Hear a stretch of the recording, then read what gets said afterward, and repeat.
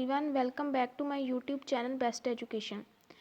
ਅੱਜ स्टूडेंट्स ਆਪਾਂ ਕਰਾਂਗੇ ਲੈਸਨ ਨੰਬਰ 2 8th ਕਲਾਸ ਦਾ ਸਬਜੈਕਟ ਸਾਇੰਸ ਦਾ, ਕਿਉਂਕਿ ਮੈਂ ਫਸਟ ਚੈਪਟਰ ਦੀ MCQ ਦੀ ਆਪਣੀ ਵੀਡੀਓ ਅਪਲੋਡ ਕੀਤੀ ਹੋਈ ਆ। ਤੁਸੀਂ ਮੇਰੇ ਚੈਨਲ ਤੇ ਜਾ ਕੇ ਉੱਥੇ ਪਲੇਲਿਸਟ ਵਿੱਚੋਂ ਚੈੱਕ ਕਰ ਸਕਦੇ ਆ। ठीक है, लैसन नंबर 1 ਦੀ ਅੱਜ ਆਪਾਂ ਲੈਸਨ ਨੰਬਰ 2 ਕਰਾਂਗੇ ਸਟਾਰਟ। ਲੈਸਨ ਨੰਬਰ 2 ਦਾ ਨਾਮ ਕੀ ਮਾਈਕਰੋ ਆਰਗੈਨਿਜ਼ਮਸ ਫਰੈਂਡਸ ਐਂਡ ਫੂਡ, मतलब कि ਜਿਹੜੇ ਮਾਈਕਰੋ ਆਰਗੈਨਿਜ਼ਮਸ ਨੂੰ ਆਪਾਂ ਪੰਜਾਬੀ ਵਿੱਚ ਸੂਖਮਦਰਸ਼ੀ ਕਹਿ ਦਿੰਦੇ ਆ। ਸੂਖਮਦਰਸ਼ੀ मतलब बहुत छोटे ऑर्गेनिजम्स, ये साडे मित्र हैं कि दुश्मन। मित्र ਅਤੇ दुश्मन दोनों तरह के होंगे। माइक्रो ऑर्गेनिजम फ्रेंड्स भी होंगे आ ते साडे दुश्मन भी होंगे। तो अज आप इस चैप्टर विच डिस्कस करांगे MCQ इस चैप्टर की। जेकर बेटा तुसीं ये सारे चैप्टर के MCQ ये वाले रीड आउट कर लेंदे हो, तुहाडा इहदे नाल सैकेंड चैप्टर तुहाडा कंप्लीटली रिवाइज हो जाएगा। जेकर तुसीं फस्ट चैप्टर की रिवीजन करना चाहते तो मेरे चैनल पर जाके उहदी प्लेलिस्ट विच चैक कर सकते हैं। ਉਹਦੇ ਵਿੱਚ मैं अपलोड की हुई है लैसन नंबर 1 की वीडियो। तो चलो स्टार्ट करते हैं अज की वीडियो साडी। फस्ट क्वेश्चन देखो की लिखिया होया है, सूखम जीवां ਨੂੰ किस राही वेख्या जा सकता है। किस राही वेख्या मतलब कि किहड़ी चीज़ दे नाल वेख्या जाए कि असीं अपनी अख दे नाल देख सकते हैं सूखमदर्शी नूं, सूखम जीवां नूं अख दे नाल नहीं वेख्या जा सकता। इनू आपां एक इंस्ट्रूमेंट यंत्र हुंदा है जिन्हां इनू आपां देखिया जा सकते। उस यंत्र का नाम हैगा माइक्रोस्कोप। माइक्रोस्कोप हुंदा है कुछ इस तरह का हुंदा, ठीक है। मैं पिक्चर ड्रॉ कर रही हाँ। ये थल्ले आपां एक चीज़ रखी हुंदी है, ठीक है, इस तरह का इदा माइक्रोस्कोप हुंदा जिहदे द्वारा असीं सूखम जीवां नूं वेख सकते हैं। अगे देखो क्वेश्चन की आ, सूखम जीवां नूं कितनियां श्रेणियां विच वंडिया गया है। 4 श्रेणियां च बेटा वंडिया गया। फर्स्ट नंबर ते जीवाणु, सैकेंड नंबर ते उल्ली, तीसरे नंबर ते प्रोटोजोआ एंड चौथे नंबर ते काई, ठीक है। इंग्लिश भी मैं इन्हां दे नेम लिखे हुए आ, bacteria, fungi, protozoa and algae. अगला क्वेश्चन देखो की आ, विषाणु किस नूं आखदे हन। बच्चों नूं इहदे विच बहुत ज़्यादा कन्फ्यूजन हुंदी आ कि जीवाणु ज़्यादा वड्डे हुंदे आ कि विषाणु ज़्यादा वड्डे हुंदे आ।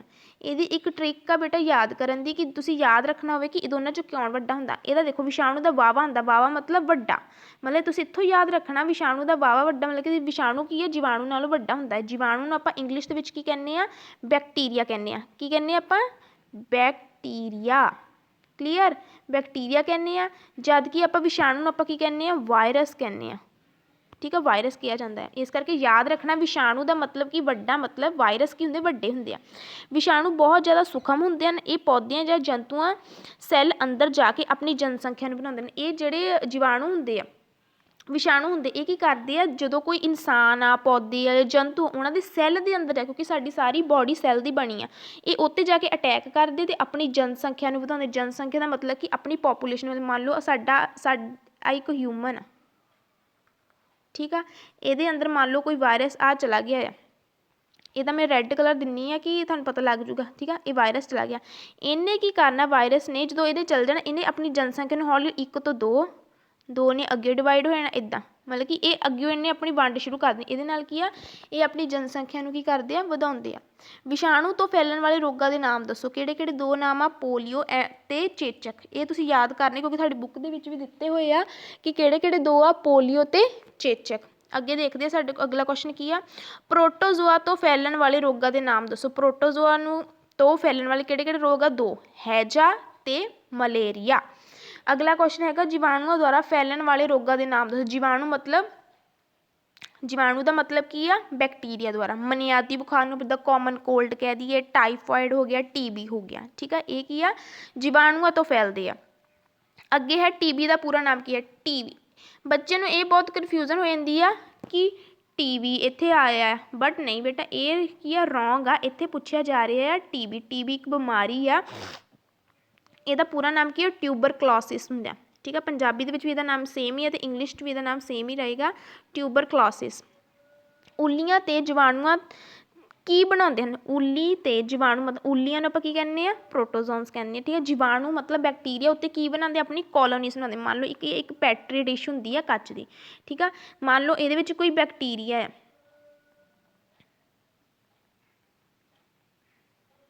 मान लो आ ਉੱਲੀ है, ठीक है, ਉੱਲੀ है ये वाली जी मैं डॉट थानू लगानी, ठीक है। ये उत्ते की है, जोड़े जीवाणु आ मतलब जो बैक्टीरिया इदा ग्रो होना शुरू कर देंगे, पैदा होना शुरू हो जाते इदा, इस तरह, ठीक है। एज की होंगी एक तरह की कॉलोनी बना लेंगे। कॉलोनी का मतलब कि अपना अपना इन्होंने एक समूह बनाना शुरू करना इस तरह, झुंड जिन्होंने कह सकते हैं, उन्होंने आप की कहने आ कॉलोनीज कहने।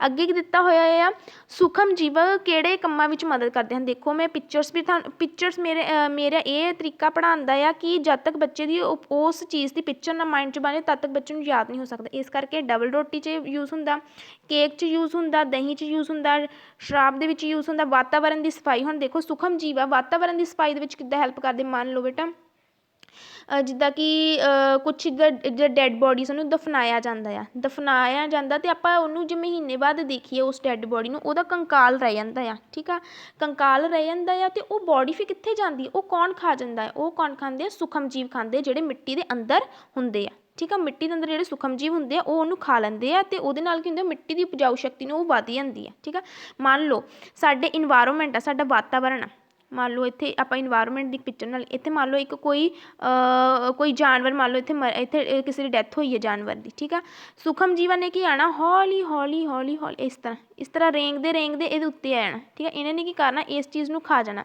खा के की करना इन्हें की करना इनू आसान जिहा बना देना। आसान मतलब कि सिंपल च बना ता जो मिट्टी की उपजाऊ शक्ति बढ़ सके। क्योंकि आज जेकर बॉडी इदा पई रहे इन्हें स्मैल आनी साडे इन्वायरमेंट च गंदगी मतलब कि बीमारी फैलन के चांस बढ़ जाते। इस करके की करते जीवाणु साडे वातावरण की सफाई करने भी मदद करते हैं। जीवाणुओं दी दवाइयां भी तैयार होंदी अगे आपां पढ़ांगे इस एक क्वेश्चन दे विच जीवाणुओं तो किहड़ी दवाइयां तैयार होंदियां है। ठीक है, ये सीगे सूखम जीवां तो की तैयार किया जाता। दही विच किहड़ा जीवाणु हुंदा आ, लैक्टोबैसिलस। ये तुसीं याद रखना है, इंग्लिश भी इहदा नाम यही है लैक्टोबैसिलस कहते हैं। दही दे विच जिहड़ा जीवाणु हुंदा, जीवाणु किहड़े किहड़े कामां विच आउंदा। हुण जीवाणु का मतलब तुहानूं क्लीयर हो गया ना बेटा, बैक्टीरिया। ठीक है, बैक्टीरिया तो किहड़े किहड़े कामां दे विच मदद करदा, पनीर दे विच, अचार दे विच, सूजी बनाउण च, इडली बनाउण च, भटूरे बनाउण च, ईस्ट चावल दे आटे दे खमीरीकरण दे विच भी ये मदद करदे आ। ठीक है, अगला क्वेश्चन हैगा जीवाणुओं का वड्डे पद्धर ते की ला, वड्डे पद्धर मतलब हाई लैवल ते की सानू एडवांटेज आ, लाभ की आ।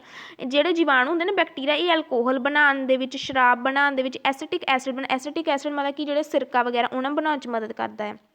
क्लीयर, एल्कोहल ते जिहड़े शराब आ इन्हां दोनों नूं बनाउण वास्ते खमीर की वरतों की जाती है। खमीर वास्ते सानूं की चाहिदा, आटा चाहिदा है, बाजरा चाहिदा, चावल चाहिए आ, नाल दी नाल फलां दे जूस विचली खंड दा की कीता जांदा खमीरीकरण। जदों खंड, ठीक है, जदों खंड आ वो किहदे विच बदल जावे, एल्कोहल दे विच, किह च बदल जावे, एल्कोहल दे विच, ते उहनूं आपां की कहने खमीरीकरण कहने आ। ठीक है, फरमेंटेशन उन्होंने इंग्लिश के की कहा जाता, फरमेंटेशन कहा जाता है।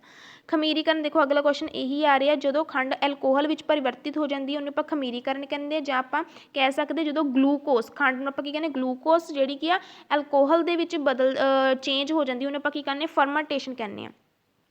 किस विग्यानी ने खमीरीकरण की खोज की, लुइस पास्चर आ जिहदा उस परसन विग्यानी का नाम जिन्हें की खमीरीकरण की खोज की, जिहड़ी आपां हुणी पढ़िया खंड तो परिवर्तन होना एल्कोहल दे विच। जीवाणुओं की वरतों सेहत पक्षों की जाती है, देखो टैबलेट्स बनाउण च, दवाइयां बनाउण च, कैप्सूल बनाउण दे विच ते की बनाउण दे विच जिहड़े कि हुंदे कह सकते हैं आपां वैक्सीनेशन बनाउण दे विच, मतलब कि टीकियां वगैरह दे विच जिहड़े लिक्विड यूज़ हुंदा ना, लिक्विड कोई भी तुहानूं जो मान लो डिसीज़ आ उहदे नाल रिलेटेड तुहानूं वैक्सीनेट किया जाता है, टीका लगाया जाता उह च जिहड़ा लिक्विड उहदे नाल फिर जिहड़ी बनाई जाती है उह च की है वो कितों बनाया जाता है, जीवाणुओं तो। कुछ होंदियां जिहड़ियां सूखम जीवां तो जीवाणुओं तो बनदियां। ठीक है, जीवाणु हुण ये जिहड़ियां तिन्ने चीज़ां है दवाइयां, कैप्सूल ते जिहड़े आपां की है इंजैक्शन, इन्हां तिन्नां दी जिहड़ी सानूं यूज़ आ वो डॉक्टर की सलाह दे नाल ही करना चाहिए, क्योंकि डॉक्टर ही सानूं मतलब कि करैक्ट जिहड़ी सलाह दे सकदा है कि सानूं इन्हां दा यूज़ किन्नी डोज असीं इहदी लैनी आ, किन्नी नहीं लैनी, कदों असीं इहदा यूज़ करना, सवेरे करना, रात नूं करना, शाम नूं करना, इस तरह।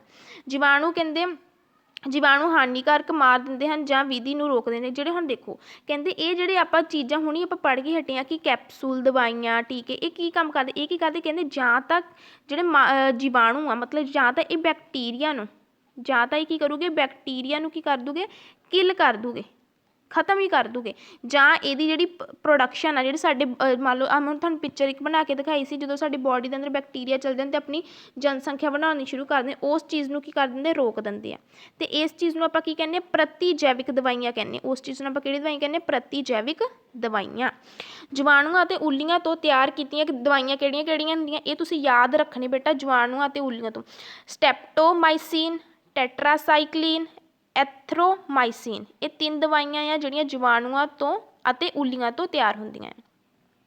ਪੈਨਸਲੀਨ ਦੀ ਖੋਜ ਕਿਸਨੇ ਕੀਤੀ? ਐਲੈਗਜ਼ੈਂਡਰ ਫਲੈਮਿੰਗ ਨੇ। ਤੁਸੀਂ ਹੁਣ ਇਹਦੀ ਇੱਕ ਟ੍ਰਿਕ ਆ ਯਾਦ ਕਰਨ ਦੀ। ਹੁਣ ਪੈਨਸਲੀਨ ਦੀ ਤੁਸੀਂ ਯਾਦ ਰੱਖਣੀ ਹੈ, ਪੈਨਸਲੀਨ ਤੋਂ ਮਤਲਬ ਫਲੈਗ ਤੋਂ ਤੁਸੀਂ ਯਾਦ ਰੱਖਣਾ, ਠੀਕ ਹੈ। ਤੁਹਾਨੂੰ ਇੱਦਾਂ ਵੀ ਕੁਐਸਚਨ ਆ ਸਕਦਾ ਫਲੈਮਿੰਗ ਆਪਸ਼ਨ, ਮਤਲਬ ਕਿ ਜਾਂ ਤਾਂ ਇਹਦਾ ਪਿਛਲਾ ਚੀਜ਼ ਵੀ ਆ ਸਕਦੀ ਮੋਲੀ, ਤੁਸੀਂ ਇਸ ਕਰਕੇ ਪੂਰਾ ਇਹਦਾ ਨਾਮ ਯਾਦ ਰੱਖਣਾ ਐਲੈਗਜ਼ੈਂਡਰ ਫਲੈਮਿੰਗ। ਫਲੈਗ ਤੋਂ ਯਾਦ ਰੱਖਣਾ ਫਲੈਮਿੰਗ ਨੇ ਕੀਤੀ ਪੈਨਸਲੀਨ ਦੀ ਖੋਜ। ਜਦੋਂ ਜੀਵਾਣੂ ਸਾਡੇ ਸਰੀਰ ਦੇ ਅੰਦਰ ਦਾਖਲ ਹੋ ਜਾਂਦੇ ਹਨ ਤਾਂ ਉਸ ਦਾ ਮੁਕਾਬਲਾ ਕਰਨ ਲਈ ਸਾਡੇ ਸਰੀਰ ਵਿੱਚ ਕੀ ਪੈਦਾ ਹੁੰਦੇ? ਐਂਟੀਬੋਡੀਜ਼ ਹੁੰਦੇ ਆ। ਕੀ ਹੁੰਦੇ ਪੈਦਾ? ਐਂਟੀਬੋਡੀਜ਼। ਐਂਟੀ ਦਾ ਮਤਲਬ ਹੁੰਦਾ ਆ ਦੁਸ਼ਮਣ, ਠੀਕ ਆ। ਕਿਸੇ ਚੀਜ਼ ਦੇ ਅਗੇਂਸਟ ਜਿਹੜੇ ਕੰਮ ਕਰਦੇ ਆ ਉਹਨੂੰ ਕਹਿੰਦੇ ਐਂਟੀਬੋਡੀਜ਼ ਕਹਿੰਦੇ ਆ। ਚੇਚਕ ਦੀ ਬਿਮਾਰੀ ਦੀ ਰੋਕਥਾਮ ਲਈ ਕਿਸ ਵਿਗਿਆਨੀ ਨੇ ਟੀਕਾ ਬਣਾਇਆ? ਐਡਵਰਡ ਜੀਨਰ ਨੇ। ਇਹ ਵੀ ਇੱਕ ਸਾਇੰਟਿਸਟ ਨੇ ਮੇਰੇ ਇਸ ਚੈਪਟਰ 'ਚ ਬਹੁਤ ਇੰਪੋਰਟੈਂਟ, ਕਿਉਂਕਿ ਤੁਹਾਨੂੰ ਇਸ ਚੈਪਟਰ 'ਚੋਂ 4 ਕੁਐਸਚਨਸ ਆਣੇ ਹੀ ਆਣੇ MCQ ਦੇ, ਠੀਕ ਹੈ। ਇਹ ਤੁਸੀਂ ਯਾਦ ਰੱਖਣਾ। ਵਾਯੂਮੰਡਲ ਵਿੱਚ ਨਾਈਟ੍ਰੋਜਨ ਦਾ ਸਥਿਰੀਕਰਨ ਕੌਣ ਕਰਦਾ ਹੈ? ਜੀਵਾਣੂ ਮਤਲਬ ਬੈਕਟੀਰੀਆ ਕਰਦਾ ਆ, ਠੀਕ ਆ। ਇੰਨਾ ਤੁਹਾਨੂੰ ਪਹਿਲਾਂ ਪਤਾ ਹੋਣਾ ਬੈਕਟੀਰੀਆ ਕਰਦੇ, ਉਸ ਬੈਕਟੀਰੀਆ ਦਾ ਨਾਮ ਕੀ? ਰਾਈਜ਼ੋਬੀਅਮ ਬੈਕਟੀਰੀਆ। ਰਾਈਜ਼ੋਬੀਅਮ ਬੈਕਟੀਰੀਆ। ਹੁਣ ਤੁਸੀਂ ਦਹੀਂ ਦੇ ਵਿੱਚ ਜਿਹੜਾ ਜੀਵਾਣੂ ਹੁੰਦਾ ਆ ਅਤੇ ਜਿਹੜਾ ਵਾਯੂਮੰਡਲ ਵਿੱਚ ਨਾਈਟ੍ਰੋਜਨ ਦਾ ਸਥਿਰੀਕਰਨ ਕਰਦਾ ਆ ਜੀਵਾਣੂ, ਉਹਨੂੰ ਮਿਕਸ ਨਹੀਂ ਕਰ ਦੇਣਾ। ਦਹੀਂ ਵਾਲਾ ਕੀ ਹੈ? ਲੈਕਟੋਬੈਸਿਲਸ ਆ, ਅਤੇ ਵਾਯੂਮੰਡਲ ਵਿੱਚ ਨਾਈਟ੍ਰੋਜਨ ਦਾ ਸਥਿਰੀਕਰਨ ਕੌਣ ਕਰਦਾ ਆ? ਜੀਵਾਣੂ, ਜਿਹਦਾ ਨਾਮ ਰਾਈਜ਼ੋਬੀਅਮ ਆ। ਬਿਮਾਰੀਆਂ ਫੈਲਾਉਣ ਵਾਲੇ ਜੀਵਾਣੂ ਨੂੰ ਕੀ ਕਿਹਾ ਜਾਂਦਾ ਹੈ? ਰੋਗਜਨਕ। ਰੋਗਜਨਕ ਦਾ ਮਤਲਬ, ਰੋਗ ਦਾ ਮਤਲਬ ਹੁੰਦਾ ਬਿਮਾਰੀ, ਠੀਕ ਆ। ਜਨਕ ਦਾ ਮਤਲਬ ਹੁੰਦਾ ਆ ਜਿਹੜੇ ਕਿ ਕੋਈ ਬਿਮਾਰੀ ਨੂੰ ਫੈਲਾਉਂਦੇ, ਇਸ ਕਰਕੇ ਉਹਨੂੰ ਰੋਗਜਨਕ ਕਿਹਾ ਜਾਂਦਾ ਆ, ਠੀਕ ਆ। ਅੱਗੇ ਦੇਖਦੇ ਹਾਂ ਰੋਗਜਨਕ ਸਾਡੇ ਸਰੀਰ 'ਚ ਕਿਵੇਂ ਦਾਖਲ ਹੁੰਦੇ ਨੇ। ਹੁਣ ਇਹਦੇ ਤਰੀਕੇ ਕੀ? ਸਾਨੂੰ ਬਿਮਾਰੀਆਂ ਕਿੱਦਾਂ ਅੰਦਰ ਸਾਡੇ ਚਲੇ ਜਾਣ? ਜਾਂ ਤਾਂ ਜੋ ਅਸੀਂ ਸਾਹ ਲੈਂਦੇ ਉਹਦੇ ਦੁਆਰਾ, ਹਵਾ ਦੁਆਰਾ, ਮਿੱਟੀ ਜਦੋਂ ਆਪਾਂ ਹੱਥ ਲਗਾਉਂਦੇ ਹਾਂ ਉਹਨੂੰ ਵਾਸ਼ ਨਹੀਂ ਕਰਦੇ ਉਦੋਂ, ਪਾਣੀ ਰਾਹੀਂ ਜਾ ਸਕਦੇ ਆ, ਕਿਸੇ ਜਾਨਵਰ ਦੇ ਟੱਚ ਕਰਨ ਦੇ ਨਾਲ ਸਾਡੇ ਅੰਦਰ ਜਾ ਸਕਦੇ, ਜਾਂ ਭੋਜਨ ਰਾਹੀਂ। ਇਹ ਸਾਰੇ ਕੀ ਆ? ਅਸਿੱਧੇ ਤੌਰ 'ਤੇ ਸਾਨੂੰ ਕੀ ਆ? ਬਿਮਾਰੀ ਲੱਗ ਜਾਂਦੀ। ਸਿੱਧੇ ਨਹੀਂ, ਸਿੱਧੇ ਮਤਲਬ ਕਿ ਮੰਨ ਲਓ ਇੱਕ ਆਹ ਪਰਸਨ ਅਤੇ ਇੱਕ ਆਹ ਪਰਸਨ ਆ, ਇੱਦਾਂ ਸਿੱਧੇ ਹੋ ਜਾਂਦਾ, ਠੀਕ ਆ। ਜਦੋਂ ਆਪਾਂ ਛਿੱਕਦੇ ਹਾਂ, ਇਹ ਸਾਰੇ ਰੋਗਾਂ ਨੂੰ ਕਿਹੜੇ ਰੋਗ ਕਿਹਾ ਜਾਂਦਾ ਆ? ਲਾਗ ਦੇ ਰੋਗ ਕਿਹਾ ਜਾਂਦਾ ਆ। ਅਗਲਾ ਕੁਐਸਚਨ ਹੈਗਾ ਆ ਮਲੇਰੀਆ ਰੋਗ ਕੌਣ ਫੈਲਾਉਂਦਾ ਹੈ? ਇਹ ਵੀ ਤੁਸੀਂ ਯਾਦ ਰੱਖਣਾ। ਮਲੇਰੀਆ ਰੋਗ ਕੌਣ ਫੈਲਾਉਂਦਾ ਹੈ? ਮਾਦਾ ਐਨੋਫਿਲਿਸ, ਠੀਕ ਆ। ਅਤੇ ਡੇਂਗੂ ਕੌਣ ਫੈਲਾਉਂਦਾ ਹੈ? ਮਾਦਾ ਏਡਿਸ। ਇਹ 'ਚ ਬਹੁਤ ਬੱਚੇ ਕਨਫਿਊਜ਼ਨ ਹੋ ਜਾਂਦੇ। ਡੇਂਗੂ ਦਾ ਵੱਖਰਾ ਆ, ਏਡਿਸ ਆ, ਅਤੇ ਮਲੇਰੀਆ ਦਾ ਕੌਣ? ਐਨੋਫਿਲਿਸ। ਵਿਸ਼ਾਣੂ ਦੁਆਰਾ ਫੈਲਾਏ ਜਾਣ ਵਾਲੇ ਕਿਹੜੇ ਰੋਗ ਆ? ਵਿਸ਼ਾਣੂ ਮਤਲਬ virus. Measles, chicken pox, polio, hepatitis A, ਅਤੇ ਜਿਹੜੀ ਸਭ ਨਾਲੋਂ 2019 ਦੇ ਵਿੱਚ ਹੁਣੀ ਆਈ ਸੀ COVID-19। ਐਥਰੇਸਾਈਟ ਰੋਗ ਕਿਹੜੇ ਹੁੰਦੇ ਹਨ? ਇਹ ਵੀ ਇਸ ਕੈਟਾਗਰੀ ਦਾ ਹੀ ਆ। ਐਥਰੇਸਾਈਟ ਕਿਹੜੇ ਹੁੰਦੇ? ਕਹਿੰਦੇ ਜਦੋਂ ਮਨੁੱਖ ਮਤਲਬ ਸਾਡੇ ਵਿੱਚ ਅਤੇ ਜੰਤੂਆਂ ਵਿੱਚ ਜੀਵਾਣੂਆਂ ਨਾਲ ਫੈਲਣ ਵਾਲਾ ਇੱਕ ਭਿਆਨਕ ਰੋਗ, ਉਹਨੂੰ ਕੀ ਕਿਹਾ ਜਾਂਦਾ? ਐਥਰੇਸਾਈਟ ਰੋਗ ਕਿਹਾ ਜਾਂਦਾ ਹੈ। ਪੌਦਿਆਂ ਵਿੱਚ ਸੂਖਮ ਜੀਵ ਕਿਹੜੇ ਰੋਗ ਪੈਦਾ ਕਰਦੇ ਨੇ? ਕਿਹੜੇ ਪੌਦਿਆਂ 'ਚ? ਕਣਕ ਦੇ, ਧਾਨ ਦੇ। ਧਾਨ ਨੂੰ ਤੁਹਾਨੂੰ ਯਾਦ ਹੋਵੇਗਾ ਕਿ ਮੇਰੀ ਵੀਡੀਓ ਫਸਟ ਚੈਪਟਰ ਦੀ, ਧਾਨ ਨੂੰ ਆਪਾਂ ਝੋਨਾ ਕਹਿੰਦੇ ਹਾਂ, ਪਲੱਸ ਇਹਨੂੰ ਚਾਵਲ ਵੀ ਕਹਿੰਦੇ ਆ, ਠੀਕ ਹੈ। ਬੱਚਿਆਂ ਨੂੰ ਕਈ ਵੇਲੇ ਪਤਾ ਨਹੀਂ ਹੁੰਦਾ। ਆਲੂ, ਸੰਤਰਾ, ਸੇਬ ਦੇ ਵਿੱਚ ਪਾਏ ਜਾਂਦੇ। ਅਸੀਂ ਜਦੋਂ ਅੰਬ ਖਰੀਦਦੇ ਹਾਂ ਤਾਂ ਉਸ ਦੀ ਵਰਤੋਂ ਜਦੋਂ ਅਸੀਂ ਨਹੀਂ ਕਰਦੇ ਤਾਂ ਉਹ ਵੀ ਖਰਾਬ ਹੋ ਜਾਂਦੇ, ਬਟ ਜਦੋਂ ਸਾਡੇ ਮੰਮਾ ਜਾਂ ਦਾਦੀ ਜੀ ਘਰ ਦੇ ਵਿੱਚੋਂ ਕੋਈ ਅਚਾਰ ਪਾਉਂਦਾ ਆ ਅਤੇ ਉਹ 2-2 ਮਹੀਨੇ 3-3 ਮਹੀਨੇ ਪਿਆ ਰਹਿੰਦਾ, ਤਾਂ ਉਹ ਖਰਾਬ ਕਿਉਂ ਨਹੀਂ ਹੁੰਦਾ? ਇੱਦਾਂ ਦੀ ਉਹ 'ਚ ਕਿਹੜੀ ਚੀਜ਼ ਹੁੰਦੀ ਆ? ਕਿਉਂਕਿ ਬੇਟਾ ਆਪਾਂ ਉਹਦੇ ਵਿੱਚ ਕੀ ਪਾਉਂਦੇ ਹਾਂ? ਇੱਕ ਤਾਂ ਨਮਕ ਪਾ ਦਿੰਦੇ ਹਾਂ, ਇੱਕ ਆਪਾਂ ਖਾਣ ਵਾਲਾ ਜਿਹੜਾ ਤੇਲ ਮਿਕਸ ਕਰਦੇ, ਉਹ ਕੀ ਕਰ ਦਿੰਦਾ? ਸੂਖਮ ਜੀਵਾਂ ਦੇ ਵਾਧੇ ਨੂੰ ਰੋਕ ਦਿੰਦਾ ਆ, ਠੀਕ ਆ। ਉਹ ਵਧਣ ਨਹੀਂ ਦਿੰਦਾ ਸੂਖਮ ਜੀਵਾਂ ਨੂੰ, ਤਾਂ ਜੋ ਖਰਾਬ ਨਹੀਂ ਹੁੰਦੇ। ਇਸ ਕਰਕੇ ਇਸ ਚੀਜ਼ ਨੂੰ ਆਪਾਂ ਕੀ ਕਹਿੰਦੇ ਹਾਂ? ਪਰਿਪੱਖ ਮਤਲਬ ਕਿ ਪ੍ਰੀਜ਼ਰਵੇਸ਼ਨ ਕਹਿੰਦੇ ਹਾਂ, ਕਲੀਅਰ। ਉਹਨੂੰ ਕੁਝ ਪੱਖ ਦੇ ਨਾਮ ਦੱਸੋ। ਕਿਹੜੇ ਪਰਿਪੱਖ ਆ? ਇੱਕ ਹੈਗਾ ਸੋਡੀਅਮ ਬੈਂਜ਼ੋਏਟ ਅਤੇ ਸੋਡੀਅਮ ਮੈਟਾਬਾਈਸਲਫੇਟ। ਸੋਡੀਅਮ ਤਾਂ ਤੁਹਾਨੂੰ ਮੋਰੇ ਯਾਦ ਹੈ, ਬਟ ਤੁਸੀਂ ਯਾਦ ਰੱਖਣਾ ਪਿਛਲੇ ਉਹਦੇ ਬੈਂਜ਼ੋਏਟ ਐਂਡ ਮੈਟਾਬਾਈਸਲਫੇਟ। ਦੁੱਧ ਨੂੰ ਹੁਣ ਉਬਾਲਿਆ ਕੀ ਜਾਂਦਾ? ਹੁਣ ਆਪਾਂ ਘਰਾਂ ਦੇ ਵਿੱਚ ਦੁੱਧ ਨੂੰ ਪਹਿਲਾਂ ਯੂਜ਼ ਕਰਨ ਤੋਂ ਪਹਿਲਾਂ ਉਬਾਲਦੇ ਹਾਂ। ਕਿਉਂ ਉਬਾਲਦੇ ਆ? ਕਿਉਂਕਿ ਜਦੋਂ ਦੁੱਧ ਨੂੰ ਉਬਾਲਿਆ ਜਾਂਦਾ ਆ, ਠੀਕ ਆ, ਇਹਦੇ ਵਿੱਚ ਕੀ ਹੁੰਦੇ? ਛੋਟੇ ਸੂਖਮ ਜੀਵ ਹੁੰਦੇ ਆ ਜਿਹੜੇ ਸਾਨੂੰ ਦਿਖਾਈ ਨਹੀਂ ਦਿੰਦੇ, ਠੀਕ ਆ। ਇਹਨੂੰ ਮਾਰਨ ਵਾਸਤੇ, ਇਹਨੂੰ ਕਿਲ ਕਰਨ ਵਾਸਤੇ ਉਹਨੂੰ ਉਬਾਲਾ ਦਿੱਤਾ ਜਾਂਦਾ ਦੁੱਧ ਨੂੰ, ਠੀਕ ਆ। ਕਿੱਥੇ ਦਿੱਤਾ? 70 ਡਿਗਰੀ ਸੈਂਟੀਗ੍ਰੇਡ ਉੱਪਰ 15 ਤੋਂ 30 ਸੈਕਿੰਡ ਤੱਕ ਗਰਮ ਕੀਤਾ ਜਾਂਦਾ। ਇਸ ਬਾਰੇ ਸਾਨੂੰ ਕਿਹੜੇ ਸਾਇੰਟਿਸਟ ਨੇ ਦੱਸਿਆ? ਲੂਇਸ ਪਾਸਚਰ ਨੇ ਦੱਸਿਆ। ਇਸ ਕਰਕੇ ਇਹ ਸਾਰੀ ਵਿਧੀ ਨੂੰ ਕੀ ਕਿਹਾ ਜਾਂਦਾ? ਪਾਸਚੀਕਰਨ ਕਿਹਾ ਜਾਂਦਾ। ਯਾਦ ਰੱਖਣਾ, ਦੁੱਧ ਨੂੰ ਉਬਾਲਣ ਬਾਰੇ ਕਿਹਨੇ ਦੱਸਿਆ ਸੀਗਾ? ਲੂਇਸ ਪਾਸਚਰ ਨੇ। ਸਾਡੇ ਵਾਯੂਮੰਡਲ ਵਿੱਚ ਨਾਈਟ੍ਰੋਜਨ ਕਿੰਨੇ ਪ੍ਰਤੀਸ਼ਤ ਹੁੰਦੀ ਹੈ? 78%। ਇਹ ਵੀ ਤੁਸੀਂ ਯਾਦ ਰੱਖਣਾ, ਵਾਯੂਮੰਡਲ ਵਿੱਚ ਕੀ ਹੁੰਦੀ ਹੈ? 78%। ਅੱਜ ਦੀ ਵੀਡੀਓ ਬੇਟਾ ਇੰਨੇ 31 ਕੁਐਸਚਨ ਸੀਗੇ ਇਸ ਚੈਪਟਰ ਦੇ। ਜੇਕਰ ਤੁਸੀਂ ਇਹ ਪੜ੍ਹ ਲੈਂਦੇ, ਤੁਹਾਨੂੰ ਕਿਤੋਂ ਵੀ ਕੋਈ ਗਾਈਡ ਚੱਕਣ ਦੀ ਜ਼ਰੂਰਤ ਨਹੀਂ ਹੈਗੀ, ਕੋਈ ਕਾਪੀ ਚੱਕਣ ਦੀ ਜ਼ਰੂਰਤ ਨਹੀਂ ਹੈਗੀ, ਕੋਈ ਐਕਸਟਰਾ ਤੁਹਾਨੂੰ ਕੋਈ ਵੀ ਮਾਰਕੀਟ 'ਚੋਂ ਕੋਈ ਪਰਚੇਸ ਕਰਨ ਦੀ ਜ਼ਰੂਰਤ ਨਹੀਂ ਹੈਗੀ ਬੁੱਕ। ਜੇਕਰ ਤੁਸੀਂ ਮੇਰੀ ਇਹ ਵੀਡੀਓ ਨੂੰ ਇੱਕ ਵਾਰ ਪੜ੍ਹ ਲਓਗੇ, ਲੈਸਨ ਨੰਬਰ 2 ਦੀ ਮੈਂ ਹੁਣ ਡਾਲਤੀ ਆ, ਲੈਸਨ ਨੰਬਰ 1 ਦੀ ਜੇਕਰ ਤੁਸੀਂ ਚੈੱਕ ਕਰਨਾ ਚਾਹੁੰਦੇ ਮੇਰੇ ਚੈਨਲ 'ਤੇ ਜਾ ਕੇ ਉੱਥੇ ਚੈੱਕ ਕਰ ਸਕਦੇ ਆ। ਹੁਣ ਮੈਂ ਇੱਕ ਸੀਰੀਜ਼ ਸ਼ੁਰੂ ਕੀਤੀ, ਹੁਣ ਮੈਂ ਇਸ ਤੋਂ ਬਾਅਦ 7th ਚੈਪਟਰ ਦੀ ਡਾਲਾਂਗੀ 8th ਕਲਾਸ ਦੀ, ਅਤੇ ਤਾਂ ਜੋ 8ਵੀਂ ਕਲਾਸ ਦੇ ਸਟੂਡੈਂਟ ਦੀ ਜਦ ਤੱਕ ਪੇਪਰ ਆਉਣ ਅਤੇ ਤਦ ਤੱਕ ਇਹਨਾਂ ਦੀ ਤਿਆਰੀ ਹੋ ਜਾਵੇ। ਆਈ ਹੋਪ ਤੁਹਾਨੂੰ ਅੱਜ ਦੀ ਵੀਡੀਓ ਮੇਰੀ ਵਧੀਆ ਲੱਗੀ ਹੋਵੇਗੀ। ਜੇਕਰ ਤੁਹਾਨੂੰ ਬੇਟਾ ਵਧੀਆ ਲੱਗੀ ਤਾਂ ਪਲੀਜ਼ ਲਾਈਕ ਸ਼ੇਅਰ ਕਮੈਂਟ ਜ਼ਰੂਰ ਕਰ ਦਿਓ। ਇਹਦੇ ਨਾਲ ਦੀ ਨਾਲ ਮੇਰੇ ਚੈਨਲ ਨੂੰ ਸਬਸਕ੍ਰਾਈਬ ਕਰਨਾ ਨਾ ਭੁੱਲਿਓ। Thank you.